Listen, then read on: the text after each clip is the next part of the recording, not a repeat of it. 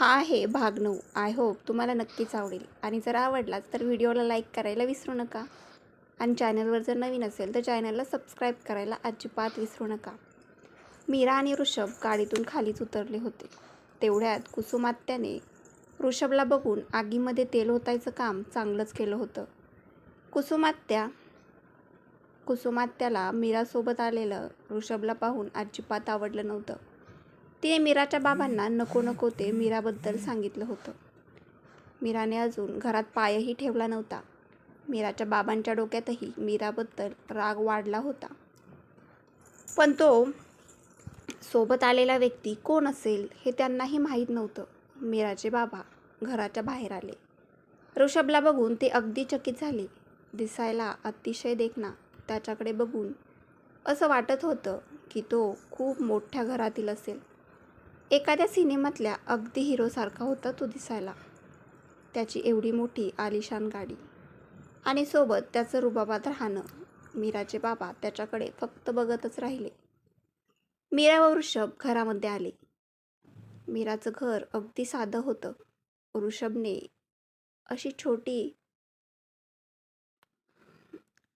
अशी छोटी घरे कधी पाहिली नव्हती. साधं राहणीमान पाहिलंच नव्हतं. जमिनीवर चटई अंथरून त्याच्यावरती ऋषभला बसायला सांगितलं. त्याला पण त्याच्या संपत्तीचा अजिबात गर्व नव्हता. तो अशा घरात पण कम्फर्टेबल होता. बाबा हे आमच्या कंपनीमध्ये बॉस आहेत, मीरा तिच्या बाबांकडे बघत म्हणाली. तिच्या बाबांनी पण चेहऱ्यावर एक खोटी स्माईल आणली. बाबांनी पण ऋषभला नमस्कार घातला. मीरा खूप हुशार आहे. ती कॉलेजमध्ये पण चांगले मार्क्स घेत आहे आणि कंपनीमध्ये तिचा परफॉर्मन्स तर खूप उत्तम आहे. मी मीराला मुद्दाम सोडायला आलो आहे. मीरा नको नको बोलत होती, पण मला तुमचं गाव पाहायचं होतं. ऋषभ मीराच्या बाबांकडे बघत बोलत होता. हो, मीरा खरंच खूप हुशार आहे. मीरा अगदी माझ्यावर गेली आहे आणि तिच्या आईला पण मी चांगलं शिकवलं होतं सगळं. आणि आता मीरा एकदम माझ्यावर पडली बघा. कुसुमात्या मध्येच बोलायला लागली. तेवढ्यात कुसुमात्यांचा मुलगा म्हणजेच विजय तिथे येतो. मीराला पाहून तो खूप खुश होतो. आता आपलं आई लग्न मीरासोबत लावून देईल असा तो विचार त्याच्या मनामध्ये करतो. पण त्याची नजर पडते ती ऋषभवरती. त्याच्या चेहऱ्यावरचा तर रंगच उडतो. कुसुम विजयची ओळख ऋषभला करून देते. हे बघा सर, हा माझा मुलगा आहे. याचं नाव विजय. हा पण खूप हुशार आहे बरं का, पण सध्या नोकरी शोधत आहे. तुमची एवढी मोठी कंपनी आहे, एखाद्या कंपनीमध्ये जॉब असेल तर बघा. कुसुम विनवण्या स्वरात ऋषभला बोलत होती. हो, नक्कीच. तुमचा बायोडाटा मला पाठवा. मी तुला कोणती ना कोणती नोकरी नक्कीच देईल. 100% खात्रीने सांगतो. तर 1 तारखेपासून कंपनीमध्ये येण्यासाठी रेडी व्हा बरं का. हे ऐकून कुसुमला आणि विजयला आनंद होतो. मीराचा हा पाहुणा आपल्यासाठी लकी ठरला तर, कुसुम विजयला सांगते.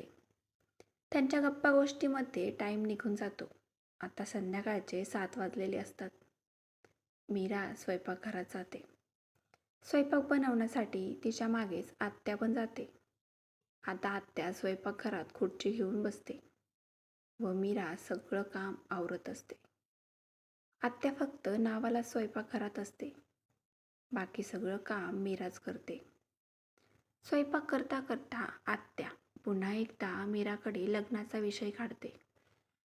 आत्या म्हणते, काय ग मीरे, हा जो घेऊन आलीस तो तुझा बॉस की काय?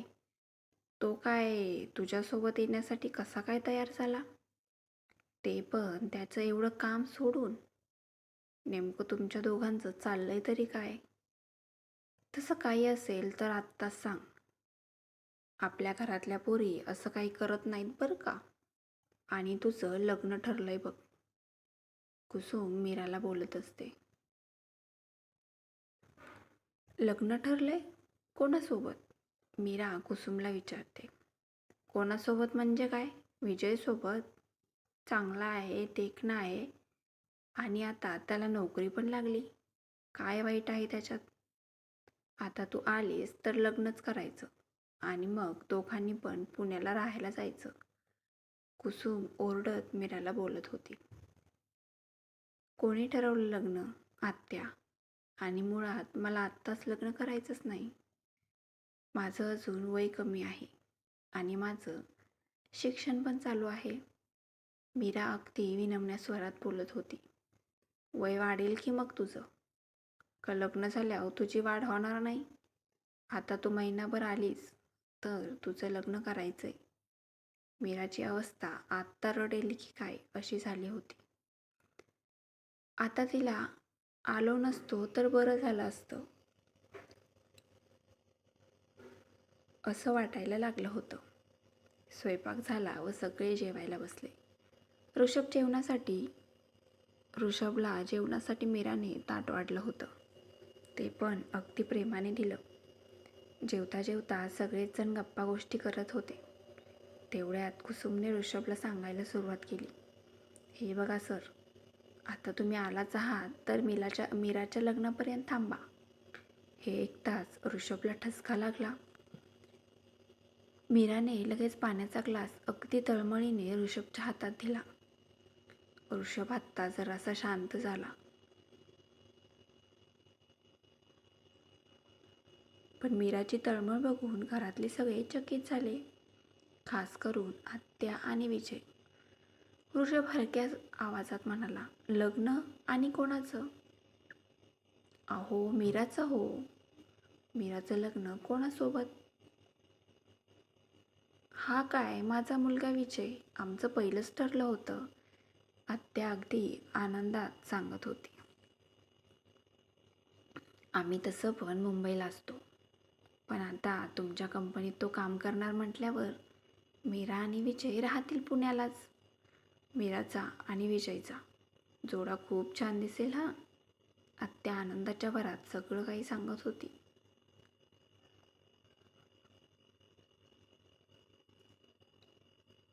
आत्ता ऋषभला मात्र टेन्शन आलं होतं. त्याला त्याचं जेवण उरकून घेतलं पटकन. मीराने पण तिचं जेवण पटकन केलं. मीरा ऋषभला त्याची बेडरूम दाखवायला गेली. बेडरूममध्ये ते दोघे एकटेच होते. ऋषभने अलगद मीराचा हात पकडला व मीराला जवळ खेचलं व हळूच तिच्या गालांना स्पर्श करत मीराला म्हणाला, मीरा, तू सांगितलं नाही मला तुझ्या लग्नाबद्दल. तू तर बोलली आहे आईची डिलिव्हरी झाली म्हणून मी गावाला चालले आहे. म्हणजे तू खोटं बोललीस माझ्यासोबत.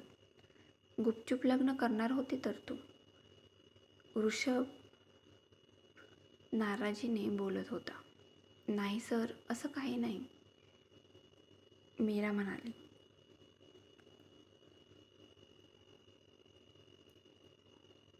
एकतर तू हे नाही म्हणणं सोडून दे. तुम्हाला ऋषभ बोलायला आवडेल मला. ऋषभ असं बोलताच मीराच्या काळजात धस झालं. आता दोघेही एकमेकांच्या खूप जवळ होते. मीरा म्हणाली, खरं तर हे लग्न मला करायचं नव्हतं. कुसुम आत्या बळजबरीने माझं लग्न विजयसोबत लावायला निघाले आहेत.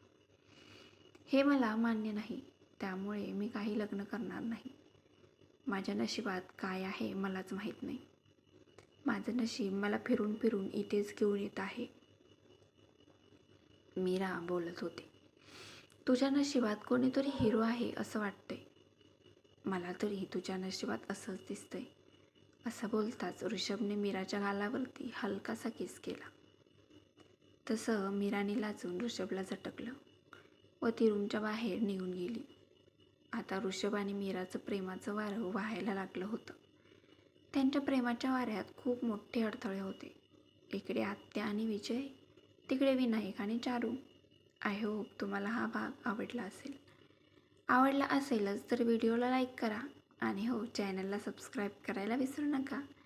पुढचा भाग उद्या घेऊन येत आहे. तोपर्यंत चॅनलला असेच कनेक्ट राहा. Thank you for watching.